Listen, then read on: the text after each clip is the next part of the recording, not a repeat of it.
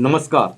तबसरा आज दोपहर तक में एक बार फिर आपका स्वागत है और मैं हूं आदर्शपाल गुप्ता और मेरे साथ हैं वरिष्ठ पत्रकार शीश वर्मा जी।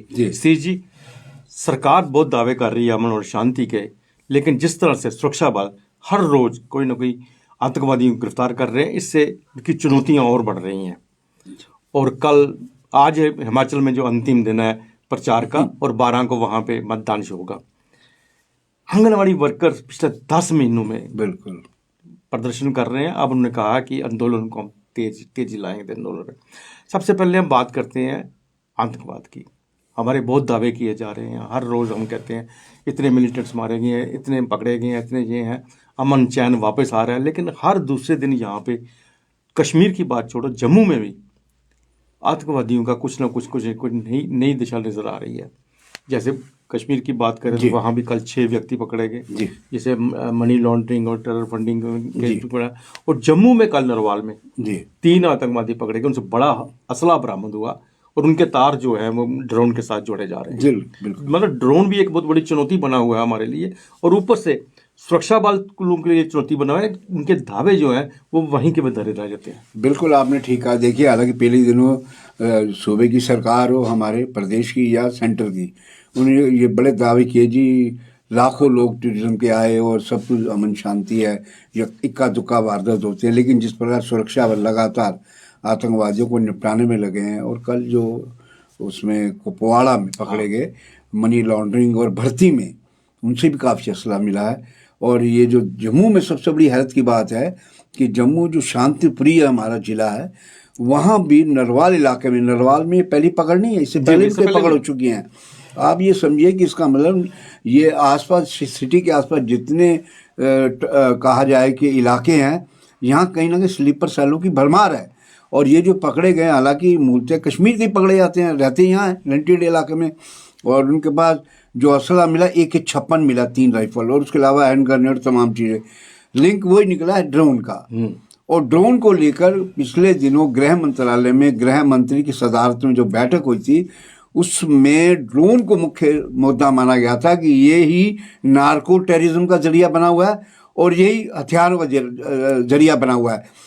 इसलिए इस पर आपको अंकुश लगाना जरूरी है। और सुरक्षा बलों की तरफ से ये भी कहा गया कि हमने ऐसा मैकेनिज्म तैयार किया है कि जब ड्रोन आएगा उसको ढा दिया जाएगा। लेकिन अभी भी इस तरह कई जगह इतला मिलती है कि ड्रोन आता है और अपना कांड करके भाग जाता है पाकिस्तान की तरफ। तो मैं समझता हूँ ये बहुत बड़ी चुनौती इसलिए भी, चूँकि बर्फबारी शुरू होगी, उससे पहले घुसपैठ की भी बड़ी कोशिश होंगी। पीछे पुंछ में हुआ, हमारी ये अलग बात है कि हमारे चौकस जो जवान हैं सेना के, उन्होंने 3 आतंकियों को उस दस्ते में से मार गिराया, असला भी मिला। ये सेना की चौकसी है, लेकिन पाकिस्तान की तरफ से साजिशें कम नहीं है। बिल्कुल, हमको देखना होगा। आपको मालूम है कि पाकिस्तान के जो मौजूदा हालात हैं बड़े अराजकता के मोड़ पर दिखाई दे रहे हैं। वो जो है वो ललकार रहे हैं इमरान खान पूरी हुकूमत को, सुप्रीम कोर्ट की। लेकिन एक बात हम कहेंगे, इमरान खान शायद पहले प्रधानमंत्री जो सेना से सीधी टक्कर ले रहे हैं। आमतौर पर कहा जाता है कि सेना डोमिनेट करती है पॉलिटिकल सिस्टम को, और खुफिया एजेंसी ISI को भी उन्होंने रगड़ा है। तो मैं समझता हूँ पाकिस्तान के जो हालात हैं बड़े विस्फोटक हैं, और पाकिस्तानी खुफिया एजेंसी ISI और सेना दोनों मिलकर जो हालात बिगड़े हुए हैं उसको डाइवर्ट करने के लिए दुनिया में वो जानबूझ के LOC और भारत पाक सीमा पर अपनी साजिशों को अंजाम दे रहे हैं, ताकि अगर इन्फिल्ट्रेशन कामयाब हो जाती है, कोई बड़ा कांड होता है, तो पाकिस्तानी खबर के ऊपर कश्मीर पर जो वारदात हो वो ओवर प्ले हो जाए। मैं समझता हूँ ओवरलैपिंग हो जाए। लेकिन मैं ये, अगर आप ड्रोन से हम इनको जोड़े हैं तो ड्रोन जो है आरसपुरा बिलासपुर बंगला में बिल्कुल जहाँ हीरानगर बॉर्डर पे हथियार पकड़े गए।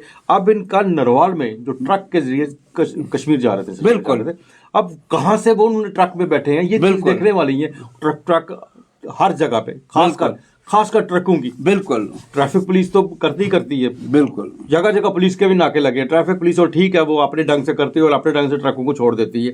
पुलिस के नाके लगे। आरसपुरा से कैसे हथियार अगर आए हैं तो किस तरह से यहाँ पे आ गए, और किस तरह से इन ट्रकों में जिस तरह में जा रहे हैं। अगर हीरानगर से निकले हैं तो हीरानगर के रास्ते में कितने नाके हैं। अगर पंजाब से आए हैं तो पंजाब से हम देखें लखनपुर एक मेजर हमारा जो चेक पॉइंट है, वहां पे कहीं भी किसी जगह पे नहीं पकड़े गए। बिल्कुल, देखिए ये तो एक ट्रैफिक जाम था, वहां पे एक बहुत बड़ा जाम था, ट्रैफिक जाम था, वहां से इनको कहीं रिपोर्ट्स मिले और पकड़े गए। देखिए इस विषय को लेकर पीपी न्यूज़लैंड पहले भी कहता रहा है और शुरू में तो ये पकड़े ही नहीं जाते थे। पीपी न्यूज़लैंड लगातार कहा कि अभी आखिर रिसीविंग एंड कौन है, ड्रोन लाता है फेंक देता है, लेकिन भाई उन्हें हासिल करने वाला कोई आदमी होना चाहिए ना। ठीक है, आपने ड्रोन पकड़ लिया, लेकिन वो आदमी जो मेन आदमी रिसीविंग एंड उसको पकड़ो ना, ताकि चोरी की माँ को पकड़ो, ताकि पता चले हथियार कौन ले रहा है। आप उसको तो पकड़ नहीं पा रहे।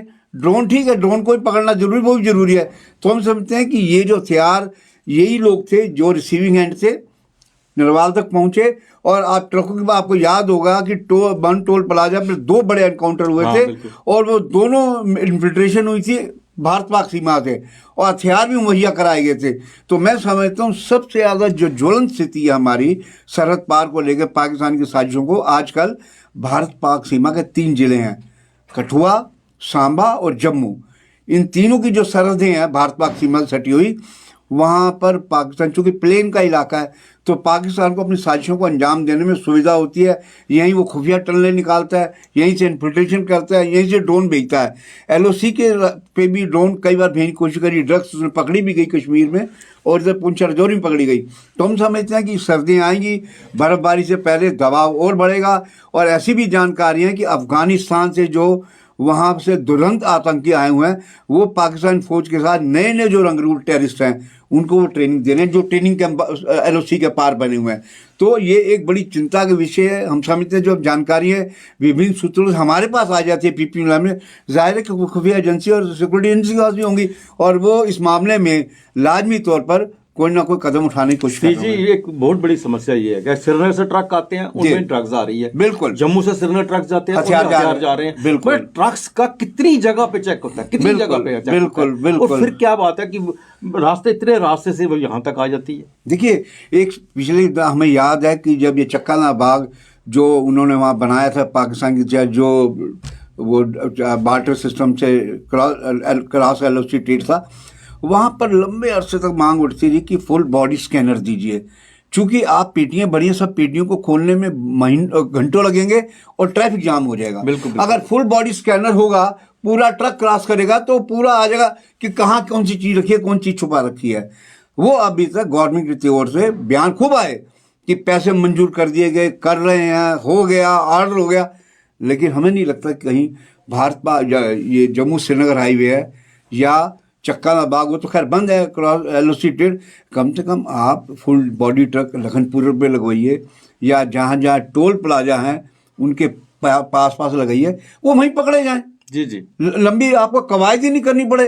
कैसे मैं कहता हूँ अगर फुल बॉडी ट्रक ये लगा होगा, वो कैसे यहाँ से निकाल के ले जाएंगे।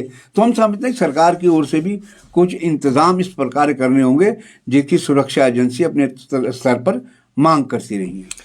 जी, हमारे पड़ोसी राज्य हिमाचल प्रदेश में चुनाव होने जा रहे हैं जी। आज प्रचार का अंतिम दिन है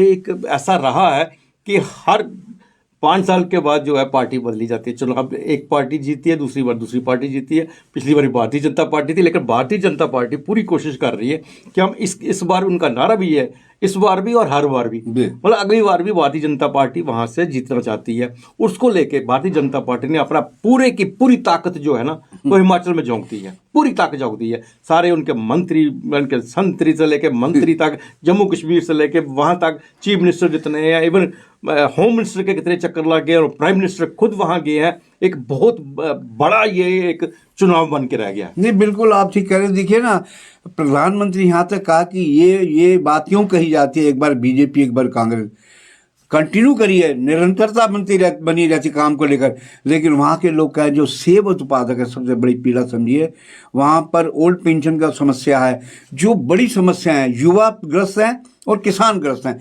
चूँकि जो हमारे जो पर्वतीय इलाके हैं, पहाड़ी इलाके, जम्मू कश्मीर है, उत्तराखंड है और हिमाचल है खास तौर से, यहाँ फौज में जाते हैं, फोर्सेस में जाते हैं या फिर खेती बाड़ी करते हैं। हिमाचल का जो किसान है वो सेब उत्पादन कर रहा है। मैं देख रहा था कहीं वहाँ पर साइट्स में, गूगल में कई जगह चेक किया तो उसमें पता चला कि सोशल मीडिया में वहाँ किसान बुरी तरह नाराज है सेब के मामले की कीमत तय करने। चूँकि वो कहा जा रहा है कि वहाँ अडानी ने वहाँ बगीचे अपने तरीके से रेट तय कर रखे हैं, सरकार तय नहीं करती, किसान को तय करने का हक नहीं है। उनको जो लागत उनकी लगातार बढ़ रही है वो नाराज़गी है। ओल्ड पेंशन स्कीम जिसको लेकर वो बंद है और प्रियंका गांधी ने कहा कि हम चालू करेंगे, नौकरियां नहीं है। ये तमाम विपक्ष एक घेरने की कोशिश कर रहा है, लेकिन प्रधानमंत्री कई चक्कर लगा चुके हैं, गृह मंत्री लगा चुके हैं। और सबसे बड़ी बात यह है कि जेपी नड्डा से जो पार्टी के राष्ट्रीय अध्यक्ष हैं उनसे उनकी पार्टी के लोग नाराज हैं। उन्होंने कहा जाता है कि अनुराग ठाकुर के पिता जो हैं उनके गुट के लोगों की टिकटें काटे, जयराम ठाकुर के गुट की टिकट काटे। और एक तो आपको याद है एक वीडियो बड़ा वायरल हुआ, उसमें वो कह रहे हैं मोदी जी, वो मोदी का बेहद करीबी आदमी के भाई मैंने कह दिया आप हट जाइए। उन्होंने कहा मोदी जी आप मेरे भगवान हैं, अगर आपने 2 दिन पहले कहा था तो मैं चुनाव मैदान में हट जाता। तो आप देख सकते हैं कि जो गुस्सा असंतोष है पार्टी के भीतर विद इन पार्टी वो चरम पर है। ऐसा नहीं केवल बीजेपी, कांग्रेस से भी कई बागी उम्मीदवार खड़े हुए हैं। तो हम समझते हैं इसलिए ये बड़ा प्रतिष्ठा का चुनाव, चूंकि 24 में लोकसभा है, बहुत सी चीज़ें उससे जुड़ती जा रही हैं। क्योंकि यहाँ से 2 चीज़ों का मैसेज जाएगा, एक तो किसानों का, किसान ने किसको वोट डाला, युवा ने किसको वोट डाला, कि ये जो 4 साल की अग्निवीर जो योजना है उसको लेकर भी नाराज़गी है। क्योंकि हिमाचल से भी हमारे जम्मू कश्मीर की तरह हिमाचल से भी बड़े बच्चे फौज में हमेशा के लिए जाना चाहते, उनमें भी गुस्सा दिखा गया, उनके भी कई वीडियो वायरल हुए। तो हम समझते हैं कि एक बड़ी चुनौती है। परसों मतदान है, आखिरी दिन है, पूरी दोनों दल चुनावों में इंतजार करना पड़ेगा। और सबसे बड़ी बात है आम आदमी पार्टी जो शुरू में बड़ा हल्ला कर रही थी, वो इस लड़ाई में पहले त्रिकोणीय लग रहा था, अब सीधा लग रहा कि मुकाबला सीधा बीजेपी और कांग्रेस में। श्री जी एक बात मैं, जैसा आप भारतीय जनता पार्टी के बारे में बताई, हमने पिछले कई सालों से इस बात को देख रहे हैं कि भारतीय जनता पार्टी का विरोध जो है अपोजिशन पार्टी कोई नहीं कर रही। भारतीय जनता पार्टी के नेताओं का विरोध जो है भारतीय जनता पार्टी के नेता ही कर रहे हैं। बिल्कुल बिल्कुल, आपने बिल्कुल ठीक कहा। और मैं इस चीज को गुजरात से जोड़ूंगा। मैं देख रहा था गुजरात में कांग्रेस को जो है, कांग्रेस लड़ाई लड़ रही है, लेकिन कांग्रेस को डुबोने में कांग्रेस के नेता लगे हुए हैं। कल 2 भागे कांग्रेस से, एक विधायक भागे, एक और भागे नेता पूर्व विधायक। तो ये आम चर्चा है, जिस तरह यहाँ भाजपा के अपने लोग नुकसान पहुंचा रहे हैं, उस तरह गुजरात में कांग्रेस के लोग नुकसान पहुंचा रहे हैं। लेकिन वहाँ लड़ाई त्रिकोणी है। यहाँ असली इंटरेस्ट ये है कि यहाँ लड़ाई सीधी आमने सामने कांग्रेस बीजेपी के। यहाँ के नतीजे बेहद रोचक होंगे कि आखिर सरकार किसकी बनने जा रही है। सी जी आंगनवाड़ी जो वर्कर्स हैं जी, वो पिछले 10 महीनों में आंदोलन कर बिल्कुल प्रोटेस्ट पे बैठे हुए, उनको तनख्वाह नहीं मिल रही, उनके कितने त्यौहार चले गए, उनके घरों के हालात खराब है। और अब उन्होंने कहा है कि अगर सरकार ने हमारी बात नहीं मानी तो अब इस आंदोलन को बहुत तेज करेंगे, अगर उसकी जिम्मेदारी जो है सरकार के ऊपर होगी। देखिए ना, हमने पिछले दिनों आपको याद होगा हमने होमगार्ड्स की मसले को उठाया था, वो भी महीनों से वो आंदोलित थे और है भी, शायद उनके मसला भी हल नहीं हुआ। और ये जो है आंगनवाड़ी, देखो ना, आंगनवाड़ी वो वर्कर हैं जिन्होंने कोरोना काल में बड़ा काम किया ज़मीन पर उतर कर। और ये मैं समझता हूँ यही फ़र्क होता है लोकशाही और नौकरशाही में। लोकप्रिय सरकारें होती हैं, उनको वोट की चिंता होती है, वो लाजमी चाहे 100% ना करें, 10% करें, 20% करें, वो अपनी खाल बचाने के लिए काम लाजमी करते हैं। नौकरशाही को कोई फर्क नहीं पड़ता, वो कह रहे हैं हम तो कानून कायदे के हिसाब से चलेंगे, नहीं बनता। लेकिन उनको ये भी सोचना चाहिए कि ये भी इंसान है। और मैं इनके एक नेता का बयान सुन रहा था, महिला नेत्री का, 2 नेत्री का, वो कह रही थी कि हमारे पिछले 2 साल ऐसे गए हैं उसका हमें मानदेय मिला ही नहीं है।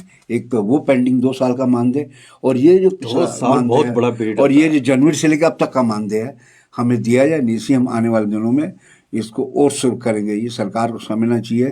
कुछ चीज़ें ऐसी होती हैं, कुछ वर्ग ऐसे होते हैं जो कि आपकी हर आपदा में आपके मददगार होते हैं। होमगार्ड्स हों, चूँकि बिल्कुल निचली सीढ़ी पे खड़े हैं। आंगनवाड़ी चूँकि रेगुलाइज इनको आपने किया नहीं, तो बिल्कुल निचली सीढ़ी पे खड़े हैं। ये वो लोग हैं जो जितनी आप इनको मान दे देते हैं उससे ज़्यादा ही मेहनत करते हैं, इस उम्मीद में कि शायद हमें पक्का कर दिया जाए। तो मैं समझता एक इंसानियत का भी तकाजा है। एक महीने आदमी को तनख्वाह ना मिले तो घर चलाना मुश्किल हो जाता है। ये कैसे 2 साल पेंडिंग का है और 10 महीने से इनको मानदेय नहीं मिला, तो हम तो उपराज्यपाल साहब से अपील करेंगे कि ये ना हो कि चुनाव अचानक घोषित होने फिर आप आनंद फानन में आइए करते हैं वो स्थिति ना बने। उससे पहले कोई ऐसा रास्ता निकाल कर इनकी समस्या का निदान करना चाहिए। चूँकि देखो ना मौसम कैसा आ रहा है, पिछले बारिश आई, उमस आई, उसमें भी ये लोग डटे रहे, जैसे होमगार्ड के लोग डटे रहे। तो मैं समझ नेशनल हेल्थ वर्कर की भी अपनी समस्या है। तो ये बड़ी समस्या है, इनको किसी ना तरीके से सॉर्ट आउट करना पड़ेगा, थोड़ा मानवीय पक्ष देखते हुए। तो ये था तबसरा दोपहर तक का। बाकी खबरों के लिए आप देखते रहें पीपी न्यूज़ लाइव। नमस्कार।